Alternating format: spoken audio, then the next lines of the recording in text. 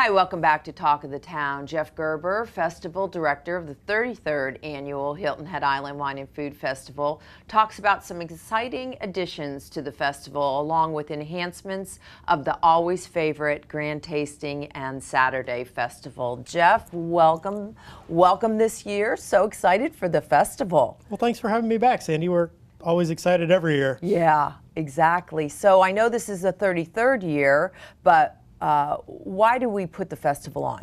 Well, two main things. Probably the one that most people don't know about is we actually offer scholarships at USCB and TCL. In the last 5 years, we've donated $54,000 in scholarship money. So that's kind of the hidden reason. And then the other thing is it's a big economic driver to the island.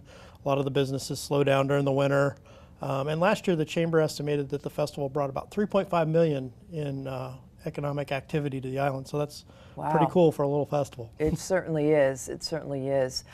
What are the other events people can experience? I mentioned there'll be some additions and enhancements to the festival. Sure. Well, one of the things that we added that turned out to be real successful was a cooking class. Unfortunately, that one's sold out already.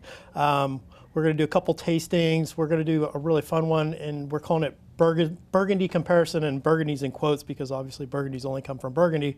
But Joseph Duran owns wineries in Oregon and France in Burgundy, and his daughter Veronique is the winemaker, and she makes the wines in both places. Okay. So you're going to be able to come and experience wines made Burgundian style from Oregon and obviously Burgundy and kind of see the difference. And Scott Cohen's family has been in the wine business literally forever, and he's going to kind of talk people through. So that'll be cool. Tommy Hines is doing a blends around the world, so you can see different blends because different grapes grown, whether you're in South America or Australia or wherever. So that'll be kind of fun. So those are a couple of the newer additions. Can you tell us a little bit about the public tasting? Yeah. Saturday, March 11th. Yep. Once again, down in Sea Pines. March 10th.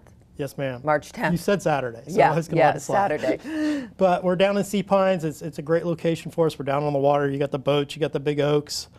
Things that are going to happen. We've got the Cisco Outdoor Gourmet, so you're going to see local chefs come down there, and they're going to cook some of their best food and show you how to make it, and you can taste it. We're doing a bartender's challenge. Some of the mixologists around the island come in and compete, and we're doing rum drinks this year because we're hoping this good weather keeps going along, so that should be a lot of fun. Obviously, there's the wine. We think there's going to be about 250 wines or so for people to try. I always tell people that's amazing. They have to really. I tell people it's a marathon, not a sprint. That's right. That's right. So those are the things that are kind of highlights and fun. And then don't forget the auctions, because the auctions are at the grand tasting and the public tasting. Right. And that's how we generate those revenues once again for those scholarships I mentioned earlier. And some really creative wines are at those auctions. Really unique. So tell us a little bit about the grand tasting. The grand tasting is kind of our gala event. People dress up a little bit. And it's just a little bit more high-end wines, and then some of them are harder to find. Some of them they don't make very much of, so we're lucky enough to get some of those in there. I think we might have a winemaker or two sneak in.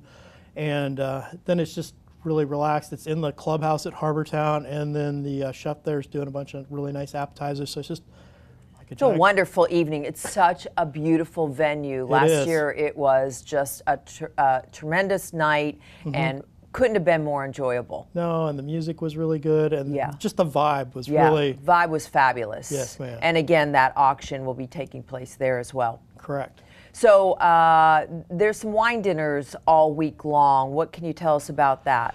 Yeah, we do a judging in February, and that's not open to the public, but once people start finding out the awards on their wines, they go, oh, well, I want to come to the festival, and if they're here, then they'll talk to the local restaurants, and they'll set up wine dinners. So it might be a redfish. I know Sea Pines is doing a couple. J-Lore's doing, I can't remember, but we've got a website that's got all the dinners that we know of. There's always a couple I don't know of, and we don't take reservations. We just say, hey, call Ella's, they're doing this wine dinner, or call Rockfish, she's doing Chalk Hill, or things like that. But it's a great way to go out and once again experience our local chefs and how they're putting their great cuisine with these great wines and how good a perfect pairing can be. Quickly, this year a brunch was added. Yeah, just kind of to wrap everything up, we're going to the Beach Club in Sea Pines. It's Sunday. Weather permitting, we're going to be out in the deck, and it's just going to be some champagne and some Bloody Marys, and the executive chef came up with a really cool menu, and it'd be a great way to finish the festival. Yeah, that's a great ending to an amazing festival. So we are looking at March, the dates again? Next Thursday, March 8th is the first through Sunday the 11th. Wonderful. So we're right around the corner. And we'll have all the information on the screen with the website, the phone numbers, and Can't wait. Yes, ma'am. Thank you so much. Absolutely, Jeff. And we'll be right back with Talk of the Town.